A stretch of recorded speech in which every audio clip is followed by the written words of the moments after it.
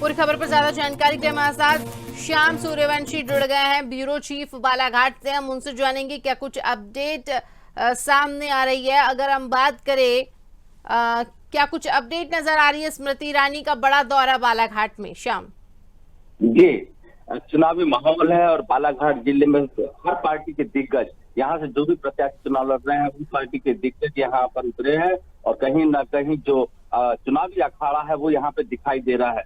अगर हम बात करें तो भारतीय जनता पार्टी भी निरंतर सरकार में रहते हुए उसके बावजूद भी यहाँ पे घोषणा कर रही है, बड़े बड़े दिग्गज नेता आ रहे हैं, अपने प्रत्याशी को जिताने का हर कवायद की जा रही है। उसी के चलते आज यहाँ पे स्मृति ईरानी भी आएंगी जो इस बड़ी जनसभा को संबोधित करेंगे। लेकिन अगर जनता की बात करें बालाघाट जिले की, तो स्मृति ईरानी क्योंकि एक्टिंग की दुनिया से आई हैं तो उन्हें लोग उसी तर्ज पर लेते हैं, बहुत गंभीरता से नहीं लेते हैं। आपको बता दें कि इससे पूर्व भी स्मृति ईरानी वही चेहरा है जो कभी कांग्रेस के समय में अगर सिलेंडर महंगा हो जाए तो सिलेंडर लेकर रोड पे खड़ी होती थी, महिलाओं पे अत्याचार के खिलाफ बोलती थी। लेकिन जब भारतीय जनता पार्टी की सरकार होती है तो वो इन्हीं चीजों को लेकर चुप्पी साध लेती हैं। तो कहीं ना कहीं उनको गंभीरता से जो बालाघाट की जनता है वो उसकी गंभीरता से नहीं लेती। लेकिन एक्टिंग की दुनिया से आने के कारण उनकी काफी लोकप्रियता है, महिलाओं में है, तो वो चीज भी शायद वो आज देखने को मिलेगा। बिल्कुल। अगर हम बात करें तो जिस तरीके से हम देख रहे हैं श्याम, लगातार तमाम दिग्गज जनता के बीच पहुंच रहे हैं। कहीं ना कहीं अगर हम देखें तो कांग्रेस की स्थिति जो है इस बार कशोकेश में दिखाई दे रही है, क्योंकि जनता ना तो कांग्रेस के साथ दिखाई दे रही है ना बीजेपी के साथ, क्योंकि विकास समेत बेरोजगारी समेत ऐसे कई मुद्दे हैं जिसको लेकर जनता जो है वो नाखुश है। जी, बिल्कुल सही बोल रहा है।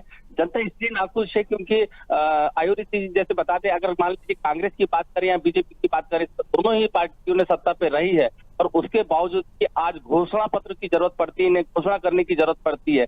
आखिर क्या कारण है? जनता पूछना चाहती है कि जो पार्टी 18 साल से आज निरंतर यहाँ पे सत्ता में है उसके बाद भी उसे घोषणा करना पड़ रहा है। क्या वो जो घोषणा पर आज घोषणा कर रही है, क्या उससे वो 18 साल में पूरा नहीं कर पा रही थी? अगर आज वो कामों को कर लेती जो घोषणा पत्र में दिखाए जा रहे हैं तो आज उनको घोषणा करने की जरूरत नहीं पड़ती और ना ही इतने प्रचार प्रसार की जरूरत पड़ती। बिल्कुल। और अगर हम बात करें बालाघाट की, तो बालाघाट में क्या स्थिति नजर आ रही है श्याम? अगर हम बात करें प्रचार की, क्योंकि तमाम दिग्गज जो हैं वो बालाघाट पहुंचे थे, लगातार हमने देखा कहीं खड़गे पहुंचे तो कहीं प्रधानमंत्री नरेंद्र मोदी पहुंचे और साथ ही सीएम शिवराज सिंह चौहान भी बालाघाट दौरा कर चुके।